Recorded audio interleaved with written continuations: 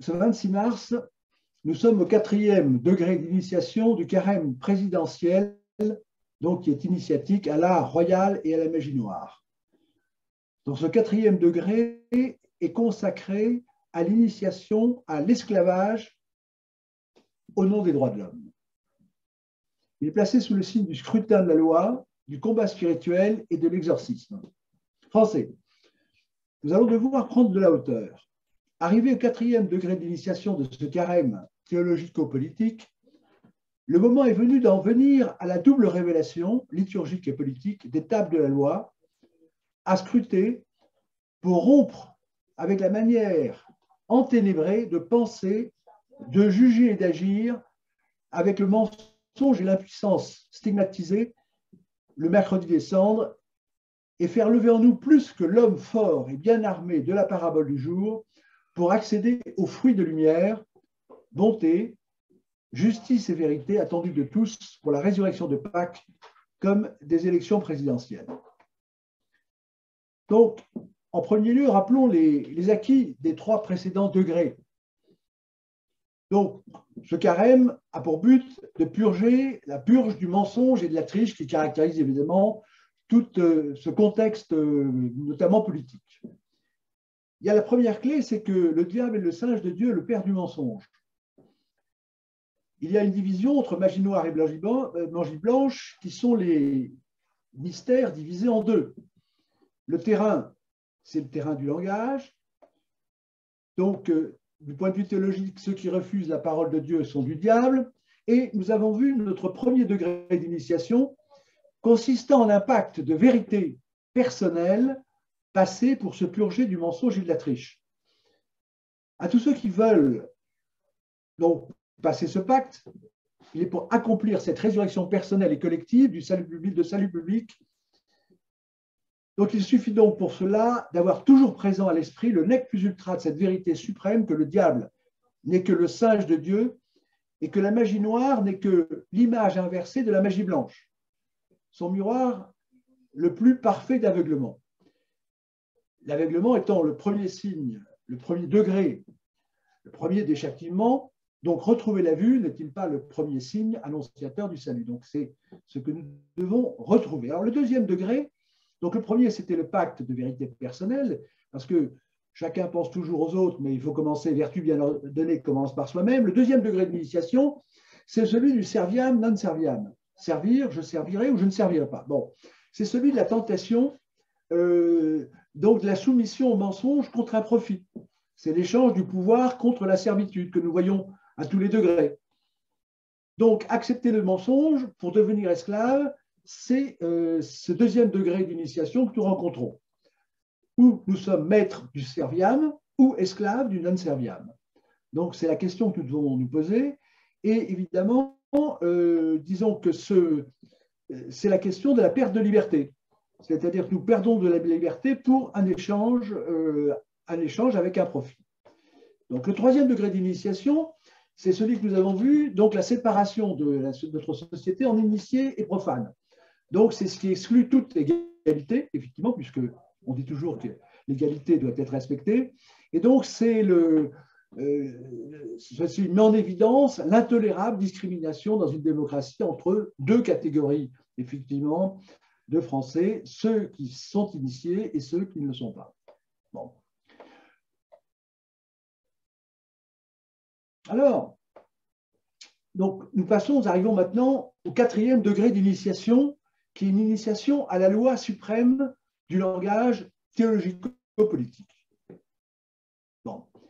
Donc, ce qu'il faut bien comprendre, évidemment, c'est que ce carême tout se place sur le terrain du langage, donc pour purger le mensonge, évidemment, avec la grande question, où trouver l'aide pour purger ce mensonge? Il y a l'aide religieuse d'un côté et l'aide, évidemment, politique de l'autre. Bon. Et donc, où pouvons-nous trouver, disons, que la réponse? Donc, nous allons la trouver dans la grammaire. Bon. Donc, la lutte pour la conquête du langage par celle des principes. Nous allons trouver dans la liturgie. Bon.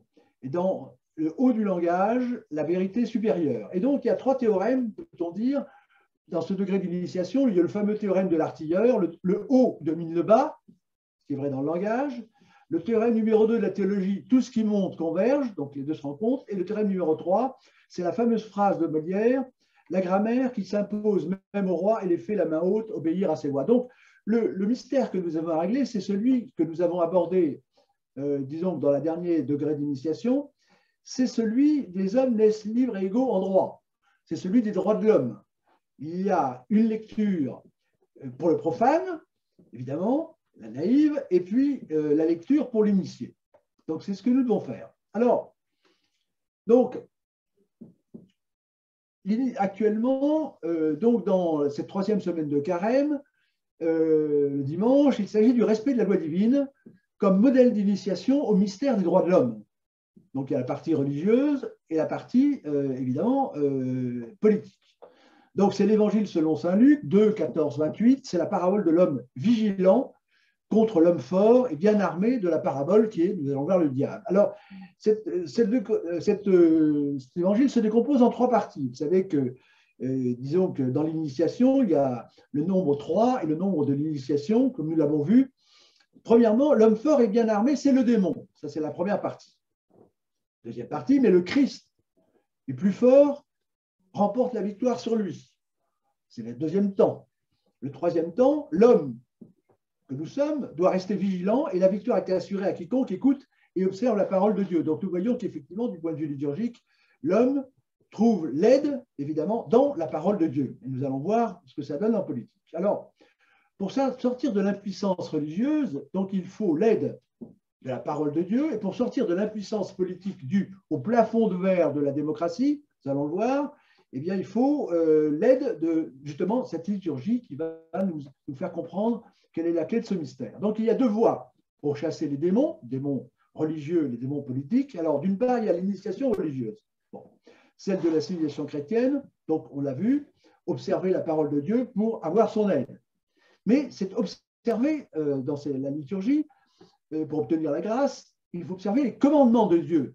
Et donc, ces commandements de Dieu, en l'espèce, sont les paroles de Moïse et qui sont conservées par les commandements des chrétiens. Paroles de Dieu, bon. Et Moïse recevant les tables de la loi, c'est le acte fondateur, il est libérateur, législateur, et il est la préfiguration du Christ, Moïse. Alors, le décalogue, ce sont les fameux 10 paroles, permettent aux hommes de construire une vie libérée de l'esclavage selon le précepte fondamental de l'amour de Dieu du prochain. Donc, et alors, le tableau de ces tables reçues par Moïse sont entourées d'une lumière jaune, qui est très importante, nous allons voir, qui signifie la présence du divin, et illustre le moment qui scelle l'alliance avec Dieu, la première alliance. Donc, Moïse préfigure le Christ. Donc, nous voyons le jeu des figures qui permettent de donner une autre vision, bien entendu, que celle du texte littéral. Donc Moïse préfigure le Christ en ce qu'il est le libérateur de son peuple auquel il fait traverser la mer Rouge. Et Pâques, c'est le passage, évidemment. Et on est toujours dans ces côtés de l'initiation, passage d'un état à l'autre en 3 temps. Il y a l'étape de départ, il y a ce qui permet de changer d'état et l'état d'arrivée. Bon. Donc il fait traverser la mer Rouge comme le Christ sera le rédempteur du genre humain en traversant la mort. À l'exemple du législateur d'Israël, Jésus sera également en but à la contradiction et aux incompréhensions. Alors ça, c'est l'initiation politique de la liturgie, mais l'initiation religieuse. Et l'initiation politique, c'est la lecture des droits de l'homme comme substitution, comme le décalcomanie, effectivement, des tables de la loi. Alors, ce qui est très important, c'est de se rappeler que les droits de l'homme font partie d'une iconographie. Et lorsque l'on recherche les droits de l'homme, on tombe évidemment sur une représentation des droits de l'homme qui correspond, qui est le décalcomanie des tables de la loi remis à Moïse. Et au-dessus, vous avez le fameux triangle avec l'œil et vous avez la lumière. Alors, ce qui est très important, parce que les droits de l'homme, je vous l'ai dit, ne sont jamais expliqués, puisque les droits de l'homme font partie de l'initiation. Il y a une initiation politique. Donc, il y a ce que doit voir le commun des mortels et ce que c'est l'initié. Alors, quand on reprend le texte, on voit que les droits de l'homme, effectivement, se réclament d'une autre autorité, qui sont donc l'idée, c'est les représentants du peuple français constituant une assemblée nationale, c'est accepté par le roi également. Donc, ils sont censés donner un texte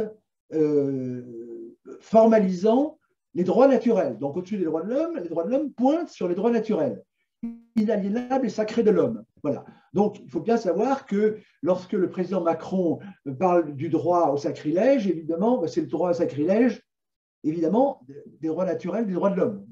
Et donc, ça, ce sont les contradictions, évidemment, qui ne sont jamais mises en évidence. Et alors, l'Assemblée nationale déclare reconnaître donc ces droits de l'homme en présence et sous les auspices de l'être suprême. Donc, l'être suprême, évidemment, il est considéré comme la divinité, bien entendu, puisqu'il est entouré de lumière. Donc, on a bien une lumière qui entoure cette déclaration des droits de l'homme. Alors, ce qu'il faut comprendre, c'est qu'évidemment, le naïf, parce que je vous dis que personne n'explique jamais ce que c'est que les droits de l'homme, ça paraît tellement simple que le naïf, le profane, pense qu'il n'y a rien à comprendre. Et il est très heureux parce que l'article 1 dit « Les hommes naissent et demeurent libres et égaux en droit. Les distinctions sociales ne peuvent être fondées que sur l'utilité. » Donc c'est merveilleux. Tous les problèmes que posaient tous les régimes, la question de la légitimité du pouvoir ne se pose plus puisque les hommes sont libres et égaux. C'est merveilleux. Donc il n'y a aucun problème. Alors il faut savoir que les droits de l'homme dans le contexte ont été écrits contre l'idée de pouvoir. C'est-à-dire que le pouvoir, c'est le mal, comme disait Saint-Just, on ne règne pas innocemment, la folie en est trop évidente. Donc l'idée des droits de l'homme, c'est la lutte contre l'oppression. Donc on dit effectivement, et ce qui est promis aux naïfs, article 1, circuler, il n'y a rien de voir d'autre, les hommes naissent libres et égaux. C'est terminé, et plus personne ne regarde la suite, parce que chacun se dit, je suis libre et égal de tout le monde, donc j'ai plus aucun problème. Alors, ceci dit, si on descend un petit peu plus bas, si on fait une analyse grammaticale et logique des droits de l'homme, les choses se gâtent. Dès l'article 3, c'est l'article totalitaire. Tout ce qui avait été donné au premier article va être supprimé par la suite. Il est évident que donc la mystification, c'est de faire semblant de tout donner au départ, et puis après, comme dans un contrat bien fait avec les petites lignes qui sont écrites en tout petit, on supprime ce qui a été donné ou ce qu'on a fait semblant de donner au gogo. Article 3. Le principe de toute souveraineté réside essentiellement dans la nation. Nul individu ne peut exercer d'autorité qui n'en émane expressément. Donc là, qu'est-ce que ça veut dire? C'est que le pouvoir de décision souverain, ça veut dire au-dessus, est uniquement dans la nation et personne ne peut avoir d'autorité qui n'en émane expressément. C'est-à-dire que la mère de famille n'a pas d'autorité, le père de famille n'a pas d'autorité, celui qui sait quelque chose n'a pas le droit d'enseigner si la nation ne le fait pas. C'est-à-dire que dans cet article 3, il est dit expressément que tous les hommes sont des héros. C'est-à-dire qu'ils n'ont aucune autorité. Et l'autorité, je vous rappelle, ça vient de hauteur. C'est faire croître par soi-même, c'est s'exprimer par soi-même. Donc, l'article 3, c'est le néant. C'est-à-dire que les hommes sont des héros. Sauf si la nation leur donne une autorité. L'autorité d'enseigner, l'autorité de soigner, l'autorité d'aider son prochain, l'aider de chanter. Bon. Et la nation, c'est qui? La nation, c'est un mot. Alors, la nation, évidemment, elle est muette. Donc, qu'est-ce qui va faire parler la nation? Évidemment, ce sont les représentants de la nation. Et les représentants de la nation, c'est le pouvoir. C'est le pouvoir qui décide de tout. Voilà. Donc, là, ces droits de l'homme, déjà, à l'article 3, personnellement, l'homme n'est plus rien. Plus personne, aucun Français n'est quoi que ce soit. Il est réduit à néant. Alors là, il y aura un petit passage à faire, c'est sur la question des privilèges. Privilège, c'est le droit privé qui faisait qu'une personne pouvait avoir des droits attachés à sa personne. Alors évidemment, ça a été transformé en abus, mais la vérité, c'est que s'il n'y a plus que le droit public, s'il n'y a aucun droit privé, ça veut dire que nous sommes privés toujours. Rappelez qu'une propriété privée, c'est une propriété dans laquelle, évidemment, nous pouvons faire ce que nous voulons. Donc, voilà. Mais donc, dans ce principe, article 3, il n'y a aucun droit privé, il n'y a aucune possibilité pour qui que ce soit d'exister en dehors de la nation.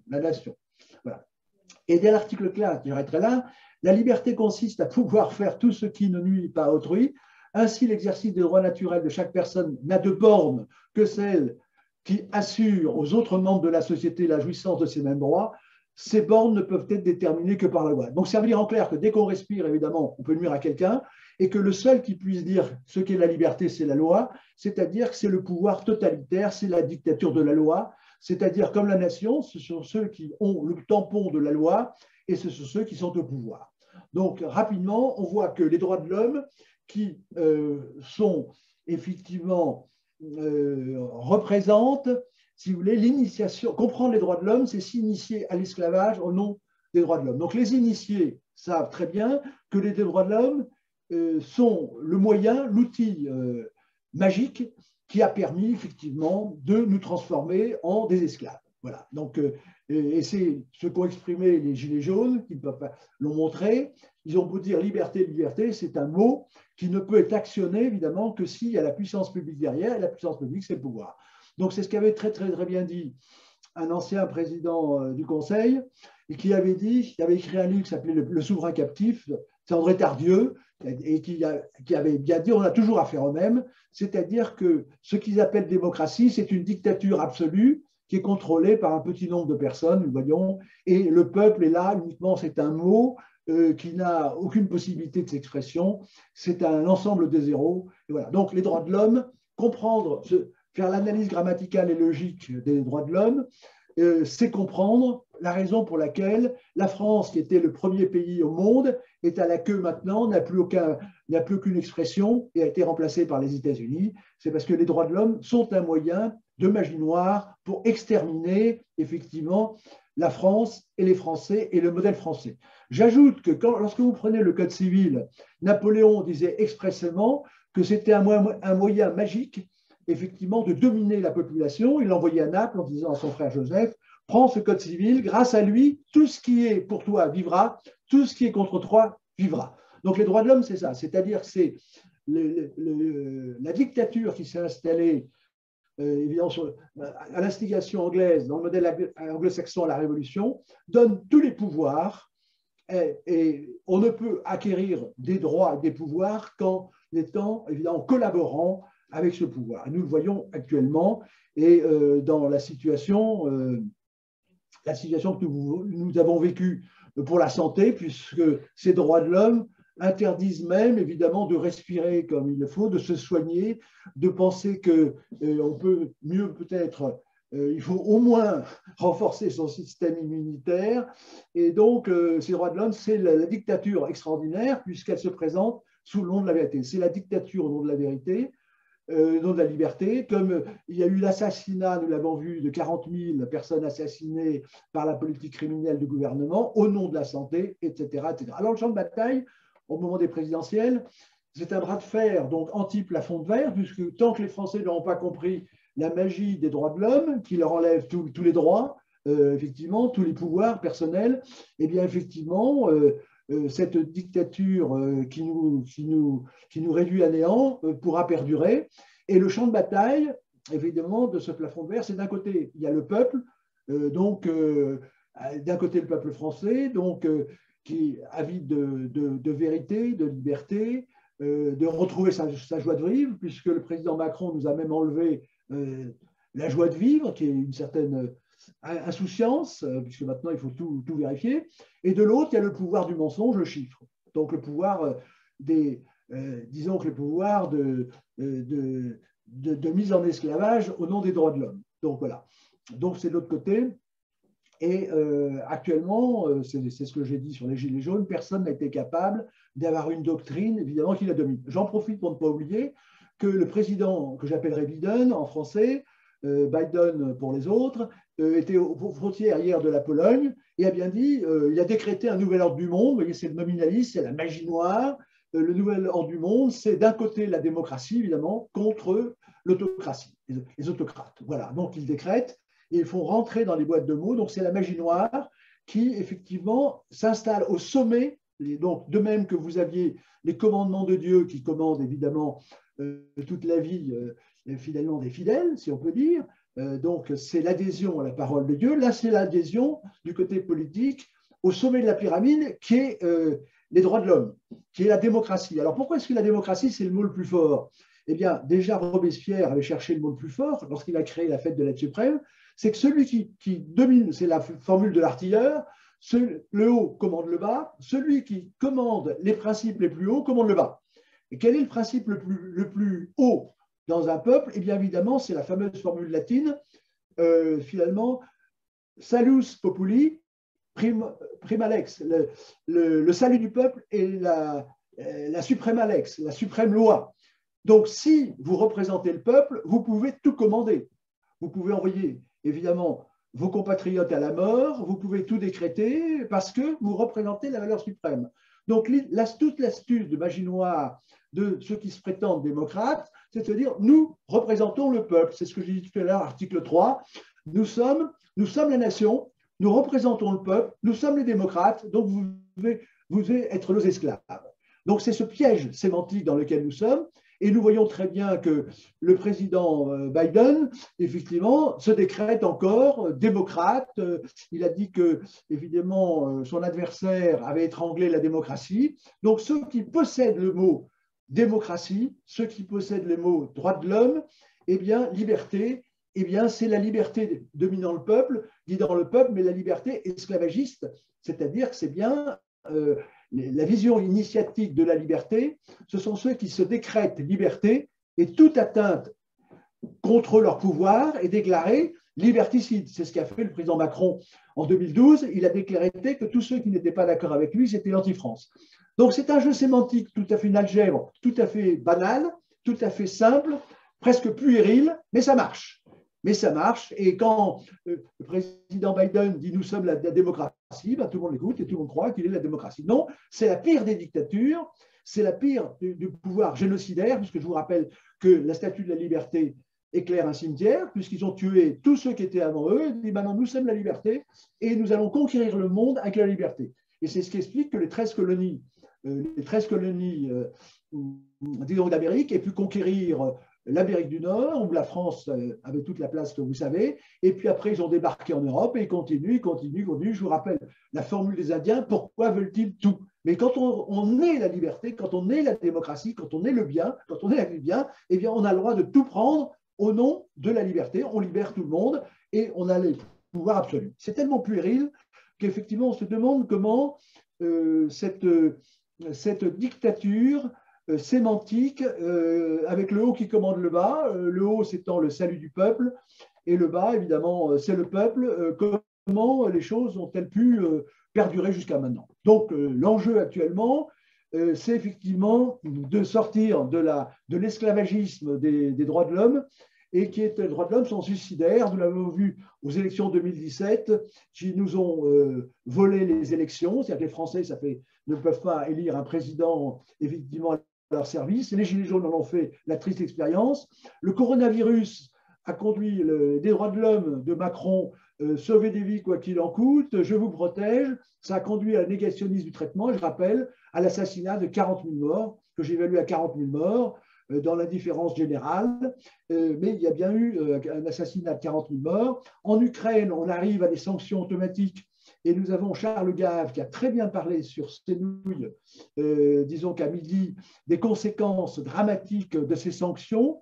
Il a même dit, on connaissait se tirer une balle dans le pied, il a dit, non, on se tire une balle dans la tête. Alors là, on voit très très bien que puisque ces gens qui nous dirigent, ces lobbies, sont la liberté, sont la démocratie, sont le bien public, grâce à la magie noire, eh bien, ils peuvent tout se permettre, et ils nous disent maintenant que nous allons manquer de tout, mais que ce n'est pas grave, et ils décident de tout, quoi qu'il nous en coûte, ce n'est pas un problème, ils décident de l'avenir du monde à leur manière. Et sans aucune rationalité, sans aucune logique, ils nous décrètent que dans 12 mois, nous manquerons de ceci ou de cela. Enfin, c'est hallucinant, il n'y a aucune raison, aucune logique, il n'y a plus aucun débat, il n'y a aucune assemblée, il n'y a rien. Voilà où nous en sommes. Alors, donc voilà tout ce que cache le plafond de verre. Donc la liberté, c'est l'esclavage, les droits de l'homme, c'est l'esclavage, c'est ce que révèle l'initiation par la grammaire, par la théologie, puisque je vous rappelle que les droits de l'homme ont très bien fonctionné à la Révolution, parce qu'ils ont fait croire que c'était, on peut dire, la troisième alliance. Il y a eu la première alliance de l'Ancien Testament, la nouvelle alliance, c'est le Nouveau Testament, et là, on ne s'embarque pas, on dessine de table de la loi, et c'est la troisième alliance maintenant des droits de l'homme, et roule la galère, et la dictature absolue au nom de la liberté. Bon, c'est très simple, il suffisait d'y penser. Alors ça nous mène effectivement à ce langage d'inversion, puisque c'est la liberté, c'est l'esclavage, c'est la phrase d'Orwell. La liberté, c'est l'esclavage, l'ignorance, c'est la force, la guerre, c'est la paix. Donc tout ça, la guerre, c'est la paix, c'est tout à fait d'actualité.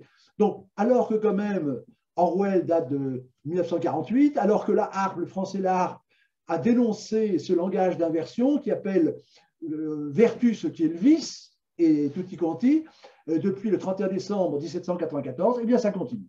Donc c'est la défaite de l'intelligence qu'il faut relever, et dans ce carême initiatique, évidemment, le but, c'est d'arriver effectivement à exorciser, puisque je vous rappelle que disons que ce troisième dimanche de carême est lié à l'exorcisme, il faut exorciser les droits de l'homme, c'est le but de cet esclavage au nom des droits de l'homme dont nous devons sortir une fois pour toutes. Bon. Donc qu'est-ce qu'il faut?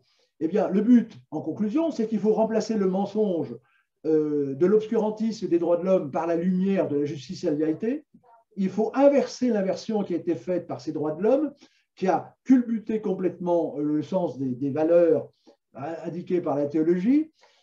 Donc, il faut faire le chemin inverse de cette double version de la loi de la vérité pour rompre avec la manière enténébrée de penser, de juger, d'agir, avec l'impuissance et le mensonge pour surpasser cet homme fort et bien armé de la parabole qui est le diable, du troisième dimanche de carême, et pour en tirer les fruits de la vraie lumière et non pas de la fausse lumière, nous le verrons, puisqu'il y a deux lumières, qui sont la bonté, la justice et la vérité, avec ce réenchantement de la politique que tout le monde appelle de ses voeux, qui est la condition sine qua non de la résurrection de la France. Tant que la magie noire des droits de l'homme et de ce qui s'est passé à la Révolution n'aura pas été exorcisée, évidemment, eh bien, aucune solution ne pourra être apportée et la magie noire produira ses effets, je veux dire, dont on ne peut pas mesurer le terme. Donc, il faut en finir avec la langue d'Orwell, qui est la langue de la harpe, la langue révolutionnaire, la langue qui est au pouvoir actuellement, celle qui donne tout son pouvoir au président Macron, qui dit « je vais vous protéger » et qui nous assassine. Et donc, il faut en revenir à la langue de Molière, appeler un chat et enfin redonner le pouvoir au peuple français dans sa constitution en tant que nation. Mais je vous dis, pour ça, il faut un langage de vérité. Donc, pour vaincre à Pâques, il nous faut plus que jamais attaquer le cœur de notre véritable ennemi, qui est cette magie noire, qui est ce langage d'inversion, qui est cet esclavage donc propagé sous le nom des droits de l'homme. Donc, il faut attaquer notre État, ce mensonge, le prince du mensonge, dont le président Macron, qui est fanatique du droit au blasphème, je le rappelle, et le blasphème, ça consiste à assassiner ses semblables en particulier, et en les empêchant de se soigner, la plus sinistre préfiguration. Alors l'urgence vitale, donc, est bien de réarmer l'intelligence initiatique et la royale pour en finir avec l'inégalité actuelle, l'intolérable discrimination du plafond de verre politique, nous l'avons vu, et de ces deux initiations. Donc, maintenant, désormais, Français, donc initiés à ce quatrième degré, donc qui présente l'esclavage comme la liberté des droits de l'homme, donc il faut dire non à l'esclavage, donc propagé, diffusé, qui nous est imposé au nom des droits de l'homme, et il nous faut réinventer la politique, c'est-à-dire revenir à la vérité de la langue française, à la vérité des mots. Voilà le grand secret du langage ventriloque et de la magie politique dont se réclamait Emmanuel Macron et qu'aucun journaliste n'a relevé, et donc le grand secret pour triompher de Macron à Pâques et réenchanter la politique au plus vite.